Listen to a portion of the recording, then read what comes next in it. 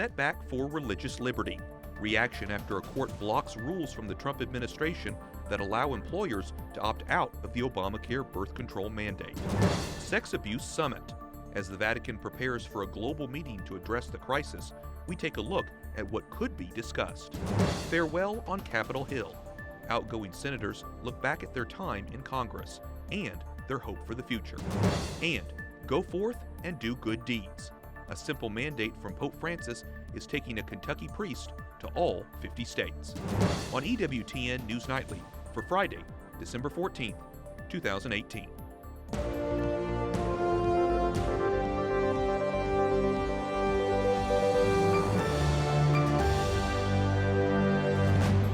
Good evening from Washington, D.C., and thank you for joining us for News from a Catholic Perspective.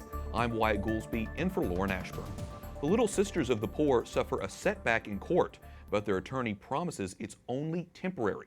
A federal court blocked the Trump administration's plans to reverse an Obamacare mandate. It would force the religious sisters and other employers to cover birth control. White House correspondent Mark Irons reports. Good evening, Mark.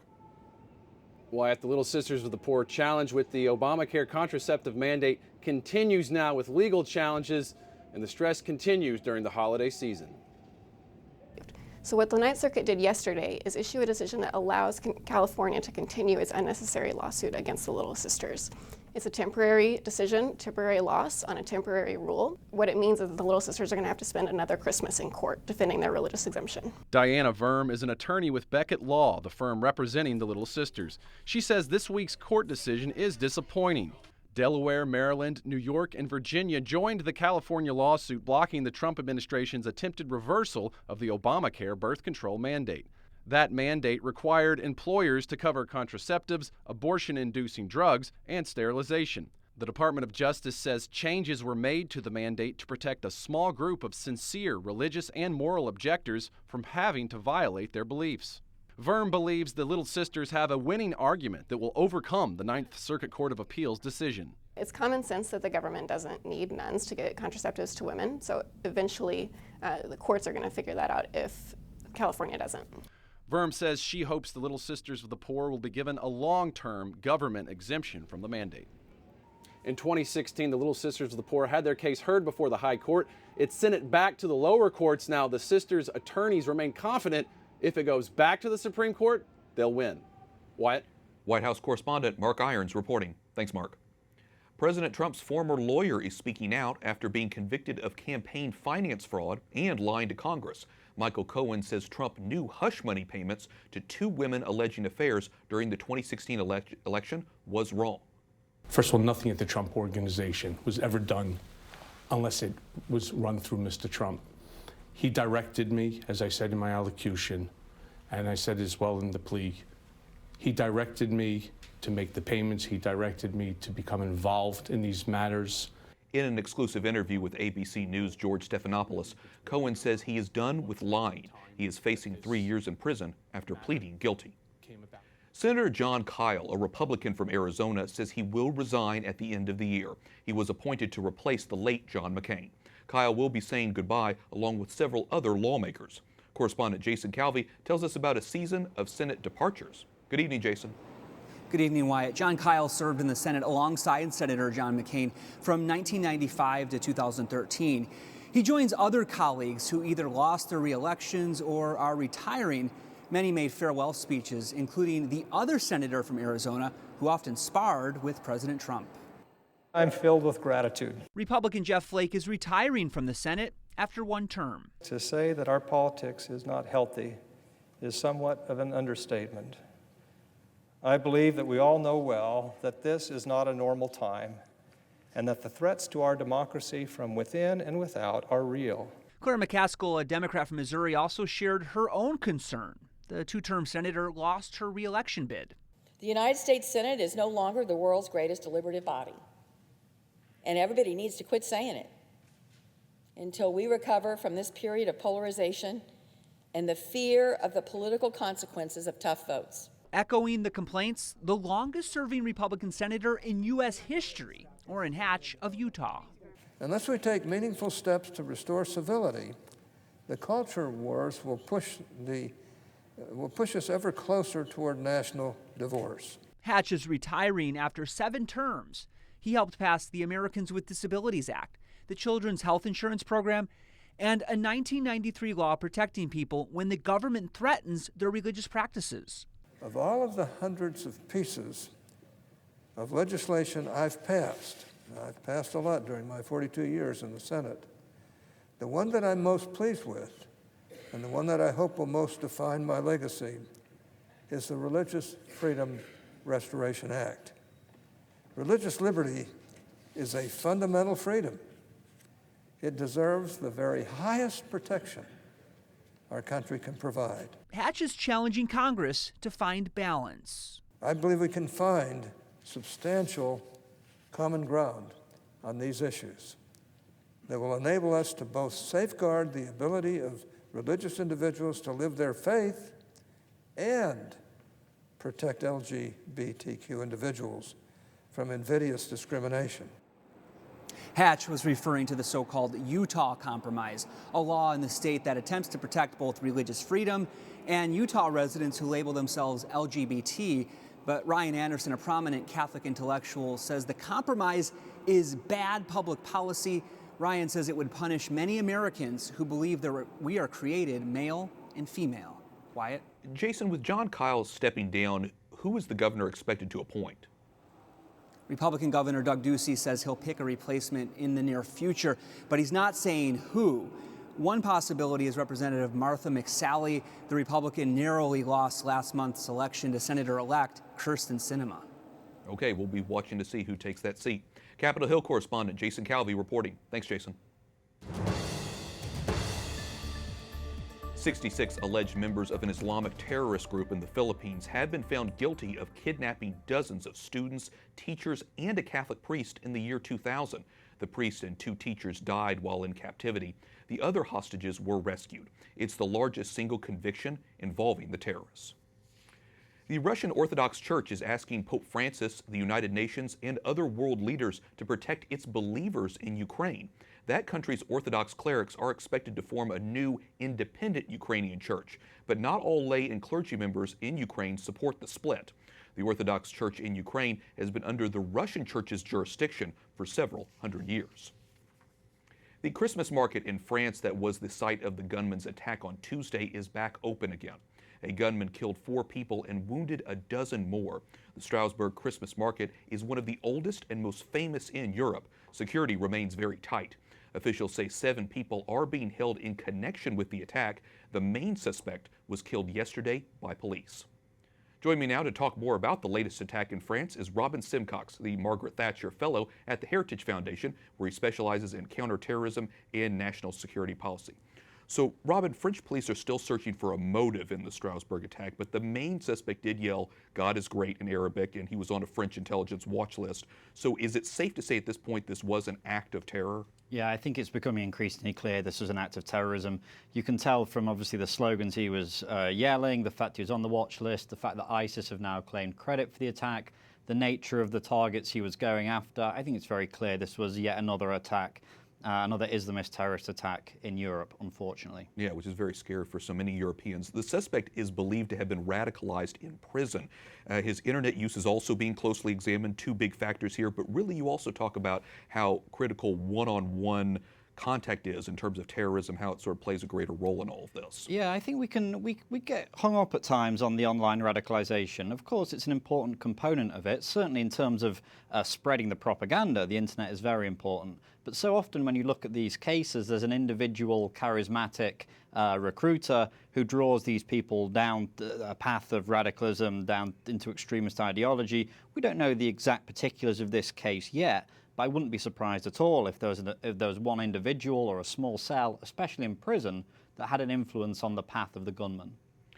We've also seen attacks at other Christmas markets. What makes them targets for this kind of violence?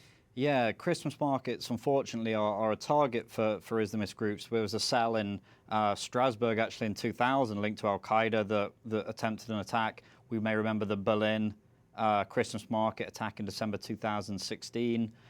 Killed 12 people and injured 48. I think the fact that these are soft targets often plays into it, and also the symbolism. generally viewed as obviously a symbol of Christianity.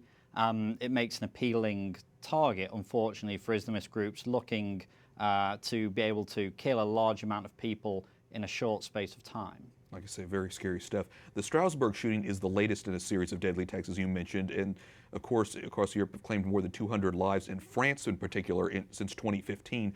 What do you think it is about France that makes it so vulnerable, and what view do you think French authorities needed to take a step in the right direction? Well, yeah, France is a very interesting case, right? Because it's obviously a proudly and fiercely secular country. That often rubs up in a combustive way with extremely devout Salafist Muslims in France. I think that plays into it. The fact that France has been prominent in taking the fight to ISIS abroad plays into it.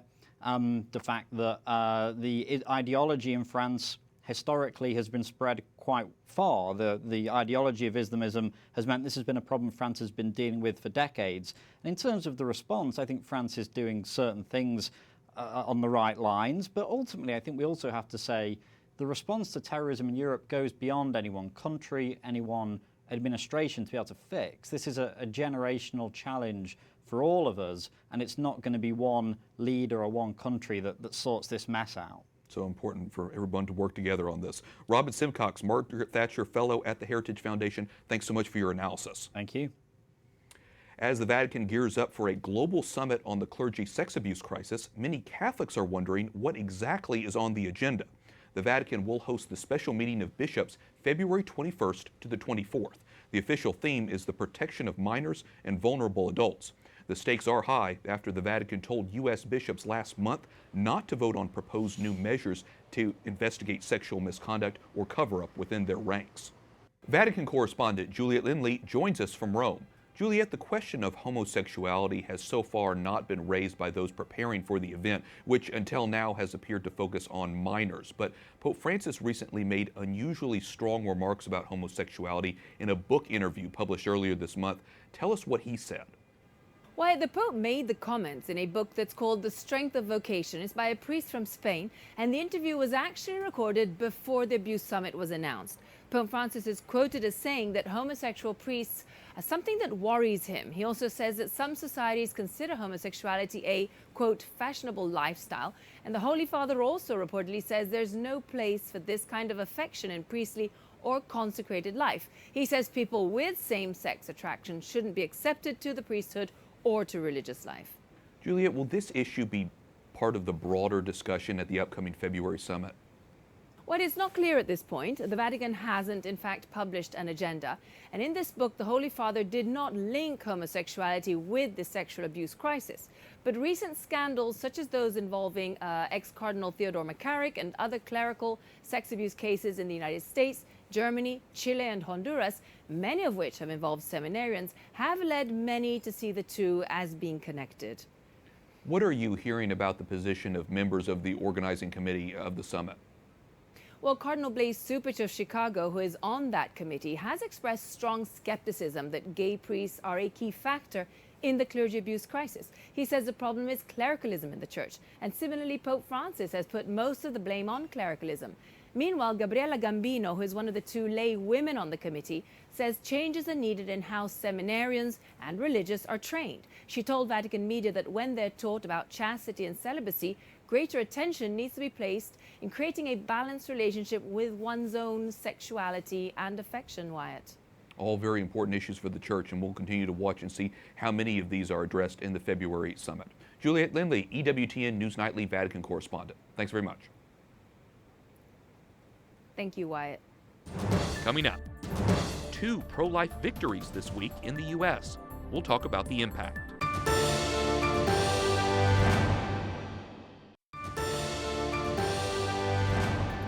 Welcome back. I'm Wyatt Goolsby, in for Lauren Ashburn.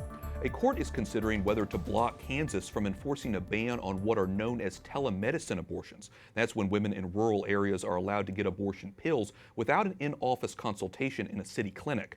Abortion advocates say the ban violates the state's constitution. Pro-life Americans are celebrating 2 victories this week. In Tennessee, the only abortion clinic in Nashville has temporarily stopped performing abortions. An official says the center is, quote, undergoing in a period of quality improvement, end quote. And in Ohio, the state Senate there approved a measure to ban abortion after a heartbeat is detected in the womb. The bill now moves to the House. The governor-elect says he will sign it if he's in office by the time it reaches his desk. Joining me now is Alison, Centofante, Director of Strategic Communications for Live Action, a national pro-life organization dedicated to ending abortion. Okay, Alison, let's start with Ohio, because Governor Kasich has vetoed this legislation known as the Heartbeat Bill in the past, and he's promised to veto it again if it comes to his office. But we have a new pro-life governor coming in. What do you expect will happen? Sure. Well, I'm excited by this news. Ohio has heart. They truly fought for 8 years for this bill, and the Heartbeat Bill acknowledges that when a heartbeat is detected, that there's life there, and we know that life begins at fertilization. But Ohio has been fighting for the acknowledgement of life at a heartbeat, which is a small step towards what we ultimately want. And so I was on the phone with Ohio pro-life leaders this morning who are deeply involved in this piece of legislation, and they said the fight continues. But what's worked for them is consistency and solid pro-life messaging that in society, if we acknowledge that the end of life is when a heartbeat is lost, we've got to also acknowledge that there's a life there when a heartbeat's detected. That seems to be the key. Even if this bill doesn't go through or if it's vetoed, there's still going to be that pro-life push in Ohio. Yeah, absolutely. So they have 2 options right now. They can delay the vote until Mike DeWine becomes governor, and he is strongly pro-life. He said that he would sign it, which would be great. Or if Governor Kasich does vote and vetoes it, then they can try and get 60 votes to overturn his veto. So they're going to keep fighting. Ohio's a great state, and this is a good bill that pushes us closer and closer to acknowledging when life begins. Okay, so that's an important case. Let's turn to Tennessee. One reason Planned Parenthood says it has temporarily stopped abortions in Nashville is the lack of providers. So does that mean we're seeing fewer medical professionals who are willing to carry out abortions? We are. Well, we are. Statistics show that there are less and less medical doctors willing to do abortions. Even medical students that are coming up are saying, it's not something I didn't get into medicine to do this. I got into medicine to heal, to help, to flourish for life, not to end life. And so that's a good thing. These OBGYNs that are performing abortions, they are seeing firsthand exactly what we know, what this procedure looks like. And when people find out what this procedure looks like, that it involves the dismemberment of a preborn child, the poisoning, the tearing apart of that body, and the ending of its life, they back away from it and oftentimes change their mind on whether they're pro-abortion or not, and surely don't want to partake in the procedure. Okay, so these 2 cases were at state levels here. How do you think all this helps in the larger fight at the federal level against Roe v. Wade? Well, it's exciting that pro-lifers at the state level have taken up creative solutions to helping women so that they're not only going to Planned Parenthoods and abortion clinics and hearing about death and abortion and how alone you are, but are instead saying we need to support women in pregnancy with better options and acknowledging life. So these do, specifically the Heartbeat Bill in Ohio, is more set up to challenge Roe v. Wade. There are a lot of cases on the way to the Supreme Court that could challenge Roe v. Wade's blanket permission of abortion through all 9 months in our country. So I'm excited by it. I think it's a good thing, and it's starting the right discussions on a state level, because if Roe v. Wade is overturned, which we'd like to see happen, this discussion goes back to the states. So we have to be ready to have these conversations. Your group, Live Action, is one of the groups that met with White House officials last month. You're pushing for defunding Planned Parenthood. This was, of course, one of President Trump's campaign promises, but it's been difficult. 2 years later, even with a GOP-controlled Congress, this still hasn't been done. Is all hope lost at this point? No, absolutely not. This president fights, and he said he would defund Planned Parenthood. It's something he ran on, and it's, I think, why a lot of pro-lifers maybe put their support behind him. So what we've been doing at Live Action and with other student groups, Students for Life and other pro-life groups, we've been encouraging the president, do what you said you'll do. Defund Planned Parenthood. You've already said you are willing to veto any funding bill that doesn't fund your wall. And what we've been encouraging is to add on defunding Planned Parenthood. We need to build a wall of separation between our taxpayer dollars and Planned Parenthood. There are so many reasons to defund this abortion Goliath. The fact that they're currently under DOJ investigation for the sale of baby body parts is one. That investigation is still ongoing. But also, we're encouraging that the president sees that when we prop up this abortion Goliath with $500 million of taxpayer funds every year, we allow its other donors to fund its political campaigns that work against him and the pro-life politicians here in D.C.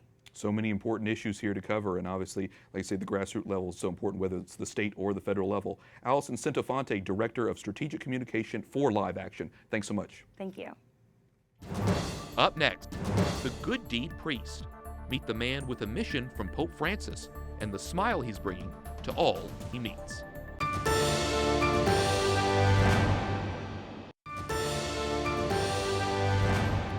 Welcome back. I'm Wyatt Goolsby in for Lauren Ashburn.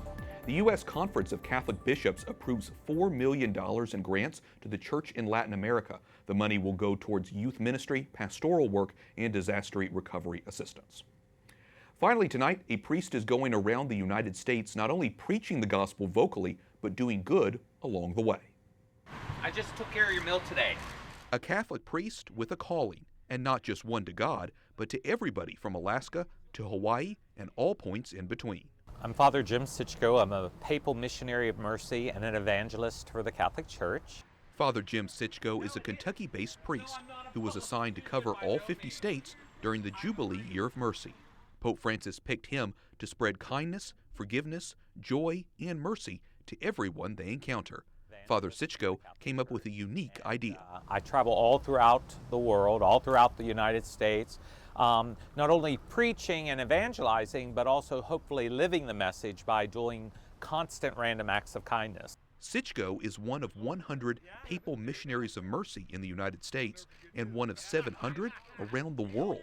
We all have our own charisms, our own ways, but the one thing that we're called to do is bring the mercy of Christ, bring the mercy of the gospel to the people that we encounter. Last week, the priest found himself standing by the drive-thru of a popular Hollywood fast food joint, buying lunch for everyone who stopped by. Happy birthday, brother. There we go. That's what it's about. It wasn't his only act in L.A. I'm here at LAX, and I'm with my flight attendants who are doing the red-eye back to Atlanta, and look what I got them. Starbucks, look, lots of food. Father Sichko is candid in saying the church has much work to do in restoring its image. Even though there were these individuals who did horrible, sinful acts, there is still good in the majority of priests and servants and religious in the church. He says there's a lot of reparation to be done and hopes shocking people with random acts of kindness can be a first step in that direction. You show love, you show kindness, and you let the people know who are serving you that they're appreciated. We've reported on Father Sichko before. Back in April, he delivered a bottle of Pappy Van Winkle bourbon from Kentucky to Pope Francis during a visit at the Vatican. He says he isn't sure if the Pope is a bourbon man, but the Holy Father seemed happy with the gift. And that concludes our newscast for tonight. We thank you for watching. For the entire EWTN News Nightly team, I'm Wyatt Goolsby. We'll be back on Monday with more news from a Catholic perspective. Good night, and God bless.